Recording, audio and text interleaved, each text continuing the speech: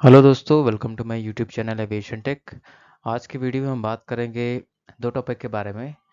इसका नाम है टर्बोप्रॉप और टर्बोफैन इंजन। आपने देखा होगा एयरक्राफ्ट में इंजन्स अलग अलग टाइप के लगे होते हैं। अलग अलग एयरक्राफ्ट में अलग अलग टाइप के इंजन रहते हैं डिपेंडिंग अपॉन द रिक्वायरमेंट। तो किस एयरक्राफ्ट में किस टाइप के इंजन होते हैं, वो कैसे काम करते हैं और क्यों लगे होते हैं, आज उसके बारे में जानेंगे। ऐसे दो इंजन्स के बारे में। तो चलिए देखते हैं। सबसे पहले देखते हैं टर्बोप्रॉप इंजन होता क्या है। आपने एक छोटा जहाज देखा होगा एटिया टाइप का। तो ऐसे एक आपका ये शाफ्ट रहता है। शाफ्ट के ऊपर ऐसे ऐसे प्रोपेलर लगे होते हैं, ठीक है। और ये इंजन से कनेक्टेड होते हैं और यहाँ पे विंग्स होते हैं हमारे, ठीक है। तो इस प्रोपेलर की वजह से हमारा थ्रस्ट थ्रस्ट जनरेट होता है और इस थ्रस्ट की वजह से हमारा एयरक्राफ्ट जो है आगे की ओर मूव करता है। तो इसके कंपोनेंट्स क्या होते हैं इस कंप्लीट इंजन के, हम देखते हैं। तो इंजन जो होता है पहले क्या करता है, एयर को सक करता है एटमॉस्फेयर से, उसे कंप्रेस करता है। उसके बाद कंप्रेस कैसे करते हैं, उसमें सेंट्रीफ्यूगल कंप्रेशर लगे होते हैं। जब वो कंप्रेस होने के बाद उसका टेम्परेचर और प्रेशर दोनों बढ़ जाता है तो उसे कंबशन चेंबर में, उसमें वहाँ पे हम फ्यूल को मिक्स करते हैं। यहाँ पे देखिए कंबशन चेंबर लिखा हुआ है। कंबशन चेंबर में हम उसे फ्यूल के साथ मिक्स करते हैं।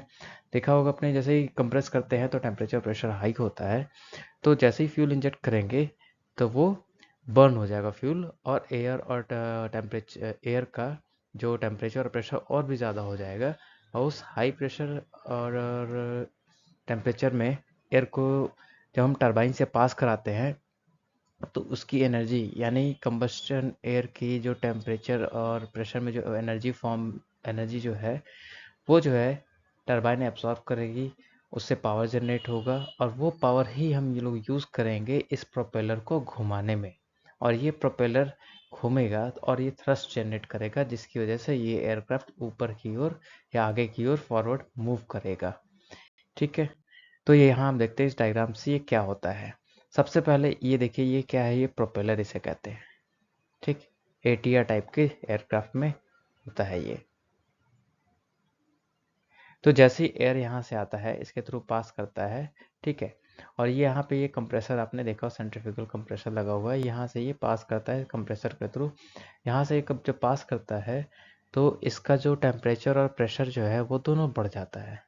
आप कोई भी चीज़ को दबाएंगे तो क्या होगा, उसका टेम्परेचर और प्रेशर दोनों बढ़ेगा। सिमिलरली एयर के साथ भी होता है वही चीज़। और ये जो पोर्शन आप देख रहे हैं ये कंबशन चैम्बर है। इसी कंबशन चैम्बर में हम यहाँ से फ्यूल इंजेक्ट करते हैं, इधर से चारों ओर से। जैसे ही हमारा फ्यूल जो है हाई टेम्परेचर और प्रेशर एयर के कांटेक्ट में आता है, वैसे ही उसमें आग लगती है और वो इसका टेम्परेचर और भी ज़्यादा बढ़ जाता है। आपने देखा होगा किसी भी फ्यूल में आग लगता है तो क्या होता है, अचानक से उसका टेम्परेचर बढ़ जाता है। सिमिलरली यहाँ पे भी है, एयर का टेम्परेचर एकदम ऑल ऑफ ए सडन बढ़ता है और प्रेशर भी बढ़ जाता है। उस प्रेशर और हाई टेम्परेचर में, उस एयर में जो हाई टेम्परेचर और प्रेशर में है, उसमें बहुत ज़्यादा एनर्जी होती है। उस एनर्जी को ही यहाँ पे एक्सट्रैक्ट करते हैं इस टरबाइन के द्वारा। जैसे ही ये हाई प्रेशर और टेम्परेचर एयर, यानी बर्न्ट एयर या कंबशन एयर जो यहाँ से पास करता है, तो सारी की सारी एनर्जी, मैक्स टू मैक्स कहेंगे, सारी नहीं, यहाँ पे एनर्जी अपनी लूज कर देता है। और फिर वो उस एनर्जी को यहाँ टरबाइन ऑब्जर्व करके वो इस जो शाफ्ट है, ये कंप्रेसर को, ये प्रोपेलर को वो रोटेट करता है और बची हुई एनर्जी को एग्जॉस्ट कर देते हैं। यानी बहुत ही कम 5% या 3% लगभग एनर्जी जो होती है हमारी वेस्ट होती है। रेस्ट ऑफ द एनर्जी जो टरबाइन में है उसके पास एब्जॉर्व हो जाती है। वो एनर्जी क्या करती है, टरबाइन ट्रांसमिट करती है कंप्रेसर को, जिससे कंप्रेसर रोटेट करता है। और इस गियर बॉक्स क्या करता है, फिर फर्दर ये प्रोपेलर को रोटेट करता है, जिसकी वजह से हमें थ्रस्ट मिलता है। जैसे आपने देखा कि इग्निशन प्रोसेस क्या करता है, increases the temperature and internal energy of the air fuel mixture. Compressed air जैसे ही हमारे पास कंबशन चैम्बर में आता है, फ्यूल उसके साथ मिक्स करके बर्न होता है और उसका इंटरनल एनर्जी और टेम्परेचर दोनों बढ़ता है। और उस जो कंबस्टेड फ्यूल एयर मिक्सचर है वो टरबाइन एरिया में जाता है और एक्सपेंड करता है, ठीक है। आप यानी अपनी एनर्जी लूज करता है। अपनी एनर्जी किसे देता है, वो टरबाइन को। और वो टरबाइन क्या करता है, फिर वो जो है एनर्जी यूज़ करता है कंप्रेसर को रोटेट करने में और प्रोपेलर को भी रोटेट करने में। जब हम लोग को प्रोपेलर को रोटेट करेंगे तो उससे थ्रस्ट जनरेट होगा, उस थ्रस्ट से हम लोग हमारा प्लेन जो है आगे की ओर मूव करता है। ठीक है, तो ये आपने देखा जैसे इस टाइप के ही, तो ये है आपका टर्बो प्रॉप इंजन, इस टाइप के होते हैं, इस तरीके से आपको प्रोपेलर दिखेंगे।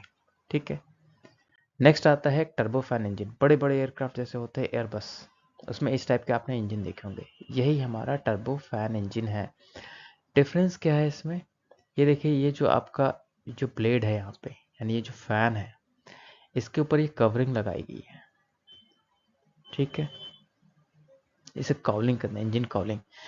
ठीक, जैसे ये कवरिंग लगाई हुई है, अब क्या होता है, एयर जो है सक करता है यहाँ से, इसमें ऐसे किया, ये फैन लगा हुआ है, एयर यहाँ से सक किया, कंप्रेसर के पास गया, कंप्रेसर ने क्या किया, इस एयर को दबा दिया, यानी कंप्रेस किया। जैसे ही कंप्रेस करने के बाद अगला स्टेज क्या होता है, कंबशन, यानी जहाँ पे आग लगती है एयर में। एयर में आग अपने आप तो लगेगी नहीं, तो उससे फ्यूल के साथ पहले मिक्स करते हैं। तो इस कंबशन चेयर में हाई प्रेशर में यहाँ पे एयर जो है, यहाँ पे फ्यूल जो है एयर के साथ मिक्स होता है, और वो अचानक से उसमें आग लगती है, तो उसका इंटरनल एनर्जी और टेम्परेचर दोनों बढ़ेगा। अब वो जैसे ही बढ़ता है उसे टरबाइन के थ्रू पास कराते हैं, ताकि कुछ पोर्शन जो है एब्जॉर्ब हो जाए टरबाइन में एनर्जी, यानी टरबाइन को कुछ एनर्जी मिल जाए, जिससे वो वापस ये कंप्रेसर को और ये फैन को रोटेट कर सके। ठीक है, फिर क्या होता है, बची हुई एनर्जी यहाँ से पास कर जाती है नोजल। नोजल क्या होता है, एक हमारा एक डिवाइस होता है जिससे हम लोग थ्रस्ट जनरेट करते हैं। टर्बो प्रोपेलर इंजन में नोजल नहीं होता है। ठीक है, जब नोजल नहीं होता है तो ये जो एग्जॉस्ट गैस है उससे हमारा कोई भी थ्रस्ट जनरेट नहीं होता है, लेकिन टर्बो फैन होता है, उसमें एग्जॉस्ट गैस से भी थोड़ा बहुत हम लोग जनरेट करते हैं एनर्जी, दैट इज 10 to 15% हम लोग एनर्जी जनरेट करते हैं। अब सोच रहे हैं बाकी एनर्जी कहाँ से आती है, तो जो टरबाइन में एनर्जी यहाँ पे एब्जॉर्ब हुआ एग्जॉस्ट गैस के थ्रू, यानी ये एयर फ्यूल का जो मिक्सचर बर्न हुआ उसके थ्रू एनर्जी जनरेट हुई, वो एनर्जी का कुछ पार्ट टरबाइन जो है वो एब्जॉर्ब किया। वो टरबाइन क्या किया, कंप्रेसर को चलाया, और कुछ पार्ट दिया फैन को घुमाने में। अब देखिए इस फिगर में, फैन ये रोटेट करता है, फिर क्या करता है, कुछ पोर्शन जो एयर का इधर से पास होता है, कुछ पोर्शन नीचे से पास होता है, और कुछ पोर्शन यहाँ से पास होता है। तो जब ये रोटेट करता है तो ये एयर को सक करके इसके ऊपर से इंजन कॉलिंग, यानी ये कोर इंजन है और इंजन का कवर है, इन दोनों के बीच से यहाँ से निकालने को कहता है। जब यहाँ से हमारा जो फ्रेश एयर है कंप्रेस होकर इधर से निकलता है, यानी बाईपास एयर निकलता है, तो ये भी एक थ्रस्ट प्रोड्यूस करता है। ये थ्रस्ट जो होता है 80 to 85% जो इंजन का पावर सप्लाई, इंजन का जो पावर जनरेशन था उससे 80 to 85% ज़्यादा होता है, यानी 10 से 15% हमारा इस एग्जॉस्ट से जनरेट होता था, यानी नोजल से जनरेट होता है, बाकी बची हुई एनर्जी इस बाईपास से ही हमारी जनरेट होती है।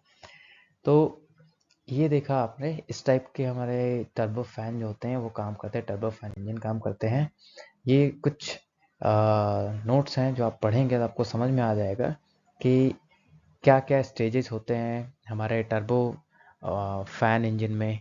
तो इसे आप देखिएगा, हाई वेलोसिटी एयर जो है पास इंटर्स द सेकंड स्टेज, यानी वेयर इट इज़ कंप्रेस्ड, यानी कंप्रेसर में जब वो जाता है तो उसे कंप्रेस करता है। हाई वेलोसिटी एयर को वो कंप्रेस करता है हाई प्रेशर में, उसको 40 to 40 टाइम्स लगभग वो डेंस हो जाता है, मतलब इतना ज़्यादा कंप्रेस करता है वो कंप्रेसर।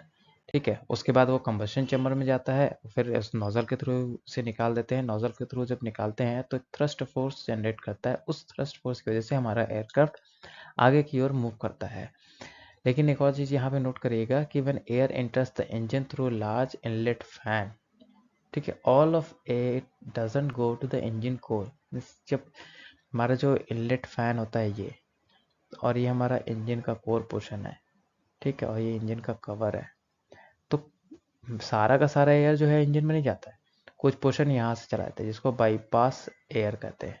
ठीक है, कुछ पोर्शन यहाँ चला जाता है, ये जो होता है कुछ ही थ्रस्ट जो है इंजन से जनरेट होता है, बाकी सारा जो थ्रस्ट होता है जो एयरक्राफ्ट आगे को मूव कराता है वो बाईपास एयर के ही थ्रू मूव कराता है। देखा आपने, यहाँ लिखा हुआ है कि वो बाईपास एयर करता है as it exits out the back and doesn't go through the engine core. However, it is worth noting that the bypass air also generates the thrust. In fact, it produces more thrust, more than half of the total engine thrust. जो engine का thrust होता है उससे कहीं ज़्यादा, लगभग 80% वो तो जो थ्रस्ट होता है वो बाईपास एयर के थ्रू ही जनरेट होता है। और वो थ्रस्ट कैसे जनरेट होता है? इसी टर्बो फैन की वजह से। ठीक है, तो आज के वीडियो में इतना ही। अगर वीडियो अच्छा लगे तो वीडियो को लाइक करिए और चैनल को सब्सक्राइब करिए। Thank you.